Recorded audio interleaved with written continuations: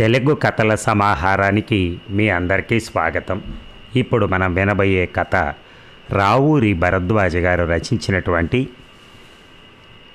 పంచభూతాలు అనే కథ. ఈ కథలో ప్రతి భూతం ఒక్కొక్క కథ చెప్తూ ఉంటుంది. ముందు మనం మొదట భూతం చెప్పిన కథ విందాం. నా పేరు శేషగిరి, మా స్వగ్రామం బడేపురం.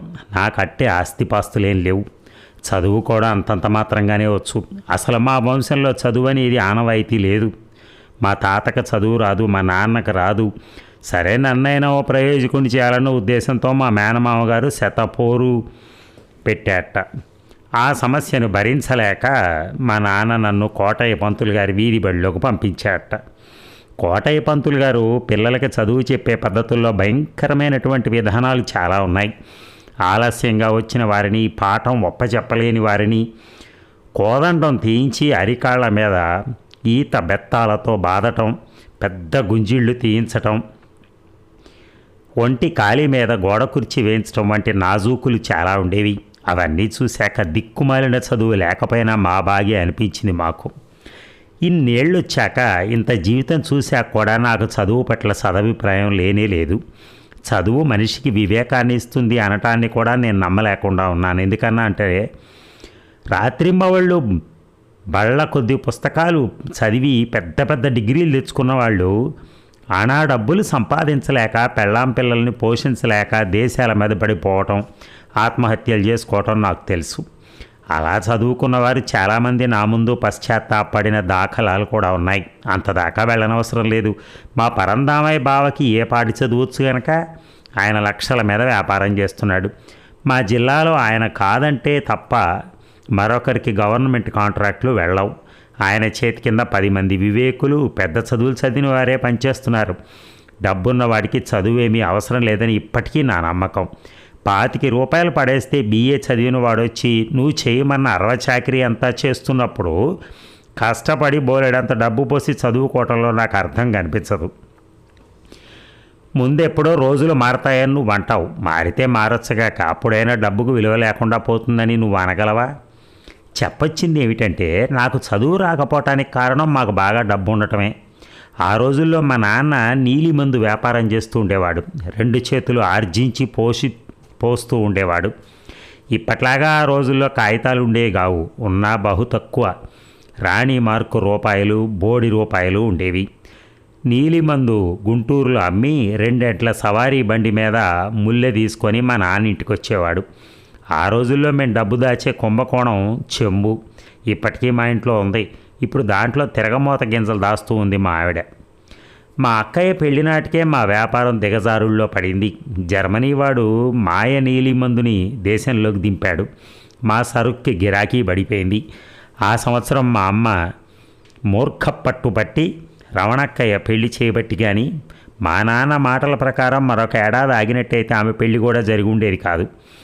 అథవా జరిగిన పరంధామయ్య లాంటి వాడు మాత్రం అసలు దొరికేవాడు కాదు. పెళ్లి నాటికి మా బావకేమీ లేదు. మరీ బికారని కాదు, కానీ మాతో పోలిస్తే ఆయనకున్న ఆస్తి చెప్పుకోదగింది కానే కాదు. అయితే ఎందుకు చేసినట్టు? దీనికి కారణం నాకు ఇప్పటికీ తెలియదు. ఈ పెళ్లి జరిగిన ఏడాదికే మా పరిస్థితి పూర్తిగా డేలా పడిపోయింది. రాబడి తగ్గిపోయింది, కానీ ఖర్చులు మాత్రం అలాగే ఉన్నాయి. ఆదాయంతో సరిపుచ్చుకోవటం మా నాన్నకి చేత కాలేదు. చివరికి నానా యాతనలో పడవలసి వచ్చింది. మా నాన్న కాలం చేసిన నాటికే నాకున్నదల్లా ఒక్క పెళ్ళాం, ఒక్క కూతురును. మా అమ్మ అంతకుముందే దాటిపోయింది. ఆవిడ అనేకసార్లు ముత్తైదువ చావాలనుందరా శేషు అని వాపోవటం నాకు ఇప్పటికీ జ్ఞాపకం ఉంది. భగవంతుడు ఆమెకు ఆ వరాన్నిచ్చి పారేశాడు. ఆమె చావు నిజంగా చావులా లేదు అనకూడదు, కానీ బ్రహ్మాండమైన పెళ్లి జరిపినట్టు జరిపాడు మా నాన్న. అప్పటికే మేము దిగజారుల్లో ఉన్నాం. ఆ సంగతి చాలా గుంభనంగా ఉండిపోయింది. నా పెళ్ళైన 6 మాసాలకే అమ్మగారు గతించడం వల్ల దానికి కారణం నా పెళ్ళామే అన్నారు నలుగురు. మనుషుల్ని అర్థం చేసుకోవడంలో మనం గమనించవలసినవి చాలా ఉంటాయని నా నమ్మకం. ఒక మనిషి మంచివాడో చెడ్డవాడో తేల్చడంలో మన అంచనాలు చాలా వరకు అస్తవ్యస్తంగా ఉండే అవకాశం ఉన్నదనుకుంటాను. మంచి చెడ్డలు 2 కలగలిసే ఉంటాయని, ఆయా సందర్భాల్లో ఆయా గుణాలు బయటపడుతూ ఉంటాయని నా నమ్మకం. ఇక మా పరంధామయ్య బావ మంచివాడా చెడ్డవాడా అంటే నేను చెప్పలేను. ఈ రెండిటి ప్రభావాన్ని నేను అనుభవించాను. దిక్కు దివాణం లేని స్థితిలో నేనున్నప్పుడు స్వయంగా వచ్చి ఆదరించాడు. తనతో పాటు వచ్చేయమన్నాడు. ఉన్న ఇంటిని అయిన కాడికి అమ్మేసి చిల్లర మల్లరలు తీర్చేసి పాతికా పరకా ఉంటే దగ్గరుంచుకోమన్నాడు. తనకొక్కడికే పని తెమలటం లేదని, చేతి కిందకి ఆసరాగా ఇంకెవరినన్నా వేసుకుందామని ఉన్నదని అన్నాడు. నేనే వస్తానంటే అంతకంటే తనకు కావాల్సింది కూడా లేదన్నాడు. లెక్కల కోసం జీతం అంటూ ఏదో ఏర్పాటు చేసినప్పటికీ అవసరమైనప్పుడు కాస్త అటు ఇటుగా వాడుకున్నా పర్వాలేదన్నాడు. ఇంతకన్నా ఎవడు మాత్రం కోరవలసింది ఏముంటుంది గనక. నా మట్టుకు నాకు ఈ పద్ధతి బాగా నచ్చింది. పట్టుమంటే నేను చేయగలిగింది కూడా ఏమీ లేదు. డబ్బున్న రోజుల్లో చదువు అవసరం తెలిసి రాలేదు. అది తెలిసే నాటికి డబ్బు కాస్త లేకుండా పోయింది. నేను సరే అన్నాను. మా బావే స్వయంగా ఇల్లు అమ్మకాలు బాకీల సర్దుబాట్లు చూశాడు. తట్ట బుట్ట నెత్తినేసుకుని బడేపురానికి శాశ్వతంగా సెలవు చెప్పి బయలుదేరాను. చూసిన వారందరికీ మా బావ ఎంత గొప్ప సాహసం చేసింది తెలిసిపోయింది. ఆ రోజుల్లో ఆయన పేరు జనం నోళ్ళల్లో నానిపోయిందంటే నమ్మండి. ఈ పని చేయటం మంచిదా చెడ్డదా అని నిన్ను అడిగితే నువ్వేమంటావు? తప్పకుండా మంచిదేనంటావని నాకు తెలుసు. కానీ ఇందులో మా బావ స్వార్థం కూడా బోలెడంత ఉన్నదని నేనంటే నా మీద మీకు కోపం వస్తుందనుకుంటాను. మనిషి చేసే ప్రతి పని వెనక స్వార్థం ఉంటుంది అనటంలో ఆ పని వల్ల సామాజిక ప్రయోజనం అసలు ఏమీ ఉండదని కానే కాదు. నువ్విచ్చే విరాళంతో ఓ స్కూల్ కట్టించి దానికి నీ పేరే పెడతానంటే నువ్వు పొందే సుఖం వేరు. ఇంకొకరి పేరు పెట్టినప్పుడు నువ్వు పొందే సుఖం వేరు. నువ్వు చేసిన ఉపకారానికి ఎదుటివారి నుంచి కృతజ్ఞతను ఆశించడంలో తప్పు లేదు. కానీ ఆ ఆశించటంలో అంతో ఎంతో స్వార్థం ఉన్నది అని అన్నప్పుడే నీకు చిర్రెత్తుకొస్తుంది. మా బావ కేవలం స్వార్థ చింతలో నన్ను దగ్గరికి తీశాడని ఇప్పటికీ నేను గట్టిగా అనలేను. కానీ ఆ ధర్మిల ఆయన ప్రవర్తించిన విధానం అనుభవించాక అప్పుడప్పుడు నాకు ఈ అనుమానం కలుగుతూ ఉండేది. ఆయన నన్ను మనిషిలాగా చూడటం క్రమంగా మర్చిపోయాడు. ఆయన నిత్యం వాడుకునే పనిముట్లలో నన్ను ఒక పనిముట్టుగా చూసేవాడు. ఇంతకన్నా విడమర్చి చెప్పడం నాకు చేత కావట్లేదు. ఇక మనుషుల మధ్య ఉండే సంబంధాలను డబ్బు నిర్ణయించినంత ఖచ్చితంగా మరేటేది నిర్ణయించదు అన్న సత్యాన్ని నేను అనుభవం నుంచి నేర్చుకున్నాను. కావటానికి నేను పరంధామయ్య గారికి బావమరిదిని, స్వయాన ఆయన భార్య తమ్ముణ్ణి. కానీ ఆ ఇంట్లో నౌకరుండే పాటి స్వాతంత్రం కానీ గౌరవం కానీ నాకు ఉండేది కాదు. ఇన్ని గంటలకు వచ్చి ఇన్ని గంటలకు వెళ్ళాలి అన్న నిబంధన నౌకర్లకు వర్తిస్తుందే తప్ప నాకు వర్తించదు. ఎందుకంటే నేను ఇంటి వారి మనిషిని. ఆ దిక్కుమాలిన సంబంధం నన్ను పక్షిని జంతువుని కాకుండా చేసింది. ఏదో సామెత చెప్తారులే, పిలుపేమో కన్న తల్లి పిలుపును, పెట్టేమో సవితల్లి పెట్టు అని. అలా అయిపోయింది నా స్థితి. చాలా కాలం దాకా నాకు ఏ పాటి జీతమో నాకే తెలియదు. కానీ నెల నెలా గుమస్తా నా చేత రసీదు మీద సంతకం చేయించుకుంటూ ఉండేవాడు. కావలసిన చిల్లి కానీ కూడా నేను ఇంకొకరి నుంచి పుచ్చుకోవాల్సిన స్థితిలో ఉండిపోయాను. ఇక అవసరాలకి అయిన వారి మీద ఆధారపడటం కన్నా అవమానం మరొకటి ఉండదనుకో. మా ఆవిడ ఇంటి పనులన్నీ చేస్తూ ఉండేది. నేను బయట పనులు చూస్తుండేవాడిని. చేయనని నేను కానీ ఆవిడ కానీ అంటానికి లేదు. ఎందుకంటే మేము పెళ్లి కూతురు తరపు వాళ్ళం. ఆయన ఆదరించేవాడు, మేము ఆదరింపబడేవాళ్ళమును. మా అక్కలో కూడా మార్పులు రావటం నేను గమనించాను. ఒక్కోసారి ఆవిడ చాలా చిత్రంగా మాట్లాడేది. కుక్కకి నెయ్యి కూడా ఇముడుతుందా అన్న సామెతను ఆవిడ చాలాసార్లు ప్రయోగిస్తూ ఉండేది. ఏ నడమంత్రం వచ్చి పడిందమ్మా, ఈ కాస్తకే చేతులు పడిపోయాయా ఏమిటి? మట్టి పిసుక్కునేదానికి ఇంత ఐశ్వర్యం అయితే ఎలా అనేది అప్పుడప్పుడు. ఒకసారి మా ఆవిడ పుట్టింటికి ప్రయాణమైంది. నేనే వెళ్ళి రమ్మన్నాను. తీరా ఆవిడ బయలుదేరబోయే ముందు మా అక్కయ్య వచ్చి ఆవిడ చేతిలోని సంచిని ఒత్తి చూసింది. దాని కళ్ళల్లో నీరు తిరగటం నేను చూశాను. నా కడుపు తరుక్కుపోయింది. కానీ ఏమీ చేయలేని దుస్థితిలో ఉండిపోయాను. బోలెడంత వెండి సామాను ఆగా బాగీలుగా పడేసి ఉంటుంది. ఒక్క గ్లాసు దాటించేసిందంటే చాలు, మనం ఏమన్నా కనుక్కోగలమా ఏమన్నానా అన్నది మా అక్కయ్య. ఆ తర్వాత ఆ సమయంలో నువ్వైతే మాత్రం ఏం చేస్తావు? డబ్బున్న చాలామందిలో నేను మరొక గుణం ఉండటం కూడా చూశాను. తమకన్నా డబ్బు తక్కువగా ఉన్నవాళ్ళు తమ డబ్బును ఎలాగైనా కొట్టేయాలని చూస్తున్నట్టే వారు అనుకుంటూ ఉంటారు. బహుశా ఆ రకమైన ఆలోచన వారికి ఆనందంగా ఉంటుందనుకుంటాను. మీ బావ మట్టసానికి మా బావ నెలాఖరిన జీతాలు ఇవ్వటానికే గిజగిజలాడిపోయేవాడు. లక్షలు గుమ్మరిస్తున్నాను, పదులు పోగు చేసుకుంటున్నాను. చిచి, ఏం బిజినెస్సు, వెధవ బిజినెస్సు అని విసుక్కునేవాడు ఆయన. ఈ పని వాళ్ళ పొట్టల్లో దయ్యాలుంటాయో ఏమో, ఎప్పుడు డబ్బో డబ్బో అని కలవరించేస్తూ ఉంటారు. ఒక్కరోజు జీతాలు ఇవ్వటం ఆలస్యమైతే తన్నుకులు అడిపోతారు. ఒక్క పని చేయించుకున్న వాడిని జీతం ఇవ్వవా అనేవాడు ఆయన. ఆయన ప్రవర్తన ఒక్కొక్కసారి చాలా విచిత్రంగా ఉండేది. ఆయన అనేవాడు, పని చేయించుకున్న వాడిని జీతం ఇవ్వనా నేను, మీరు అడుగుడేమిటి అలాగా.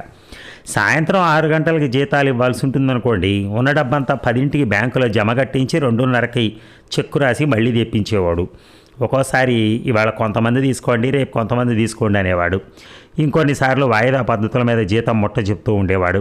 అలా ఎందుకు చేస్తున్నాడో నాకు సచ్చినా బోధపడదు. ఎదుటివారు ఇరకాటంలో పడి గిలగిల గిజగిజ తన్నుకులు అడుతుంటే చూసి ఆనందించగల మనస్తత్వాన్ని నేను అర్థం చేసుకోలేను. చాలామంది వ్యాపారస్తులను నేను చూశాను. నా కళ్ళ ముందే వాళ్ళు కోటికి పడగలెత్తటం చూశాను. వాళ్ళు పని వాళ్ళని ఉబకేసి ఎక్కువ పని చేయించి లాభాలు పిండుకునేవారు. మా బావ దానికి పూర్తిగా విరుద్ధం. దంబిడీలు పోగు చేసి ఆయనగారు కూడబెడుతుంటే మా ప్రసాద్ వందలకు వందలు తగలేస్తున్నాడు. ఇటువంటి వారి కడుపున వీడు ఎలా పుట్టాడో ఏమిటో తెలియదు. 100 రూపాయల నోటు అంటే పాదశాలతో పావలాతో సమానంగా చూస్తాడు. వాడికి బొత్తిగా ఆర్థిక దృష్టి లేదు. వాళ్ళ నాన్న పంపనప్పుడు తల్లికి ఉత్తరం రాసేవాడు. ఆమె చాటుమాటుగా బొత్తులు పంపడం నాకు తెలుసు. వీడి వ్యవహారం చూస్తుంటే నా గుండెలు ఉండట్లేదు రాశేషు. ఇదంతా పట్టుకెళ్ళి ఏ గంగలో కలుపుతున్నాడో తెలియదు. 10 రోజులు వాడిని కనిపెట్టుకుని ఉండి ఆ సంగతి ఏమిటో కాస్త కనుక్కురా అంది అక్కయ్య. ఒక రకంగా వాడు ఏమైపోయినా నాకు విచారం లేదు. నన్ను మనిషిని చూసినట్టన్నా చూడని వారి పట్ల నాకు జాలి చూడాల్సిన అవసరం లేదు. కానీ ఇక్కడే ఇంకో చిక్కొచ్చి పడింది. ఆ వెధవకి మా సుభద్ర అంటే వెర్రి వ్యామోహం. సెలవులకు వచ్చినప్పుడల్లా దాన్ని వెంటేసుకుని సినిమాలకని షికారులకని పోతుండేవాడు. దాంతో అస్తమాను ఖాతాలను విసుక్కునేవాడు. ఇదంతా ఏమిట్రో బాబోయ్ అంటూ లబలబలాడిపోతోంది మా ఆవిడ. ఈ రకంగా బజార్లో పట్టుకుని తిరిగితే ఈ దరిద్రానికి తోడు దానికి ఒక 3 ముళ్ళు పడతాయా అంటుంది. మీరు అసలు ఈ సంగతులు పట్టించుకోరేమంటుంది. నేను పట్టించుకున్నానో లేదో ఆ ముఖాన్ని దానికేం తెలుసు. ఇదంతా నాకు తెలియదనుకోవటం మరింత తెలివి తక్కువ. ఆ వెధవకు మా సుభద్రకి అంటుబెడితే నా బెడద సగం తీరిపోయినట్టే లెక్క. చచ్చి 7 జన్మలైతే మట్టుకు ఇటువంటి సంబంధం దొరుకుతుందా? ఈ సంగతులు ఏవి మా ఇంటి దానికి తెలియవు. మీ అక్కయ్య బావ పడనిస్తారటండి. మనని పురుగులు చూసినట్టు చూసేవారు మనతో బియ్యం పుచ్చుకుంటారా? మనకి ఉంది గనక అన్నది ఆవిడ ఒకసారి. ఏమీ లేని మాట నిజమే. ఆవిడ అన్నట్టు పురుగులు చూసినట్టు చూసే మాట నిజమే. అందుకని బంగారు పిచ్చుకుని వదులుకోవటం మాత్రం ఏమంత తెలివి అనిపించుకుంటుంది. ఎందుకు వచ్చిందో సుభద్ర వాడికి నచ్చింది. దానికోసం నానా నల్లద్దాలు పడుతూ ఉంటాడు. ఇక అటువంటి వాడిని చేజెక్కించుకుంటే బొంగరం గిర్రం తిప్పచ్చు. రేపో మాపో ఆస్తికి అంతటికి వాడే యజమాని. వాడు అమ్మా నాన్న మాటలు విని తిరిగిపోతాడేమో అన్న భయం నాకు లేదు. ఈ డబ్బంతా నేనే కూడబెట్టానంటాం అతిశయంగా ఉండొచ్చు, కానీ చాలా భాగం నా వల్ల పోగుపడింది. కేసు అర్థించిన డబ్బుకి నేను అనుభవించకపోవటం కన్నా అన్యాయం ఏముంటుంది. ఏదో విధంగా ఈ ఎండాకాలం వెళ్ళేలోగా వాళ్ళిద్దరికి ముడిపెట్టేసినా ఇహ కోటలో స్థిరపడిపోయినట్టే. ఇక ఆ ఉద్దేశంతోనే ఇక్కడికి వచ్చాను. పరిస్థితులు ఇంకోలాగా ఉన్నాయి. వీడి చుట్టూ నానా చెత్త కాని రకం చేరారు. ఈ సజ్జంతా వాడిని ఆకాశానికి ఎత్తేస్తూ ఉంటే ఈ చపల వాజమ్మ అదంతా నిజమేనని భ్రమించి వెల్లికిలా పడిపోతున్నాడు. ముందు వీడిని మందలోంచి వేరు చేయాలి. ఆ తర్వాత సుభద్రకిచ్చి ముడిపెట్టేయాలి. ప్రస్తుతం నేను ఆ ప్రయత్నంలో ఉన్నాను. భగవంతుడు ఏం చేయదలిచాడో ఏమో తెలియదు. అదండి మొదటి భూతం చెప్పిన కథ. మరి రెండో భూతం ఏం చెప్పిందో కాసేపట్లో విందాం. Thank you.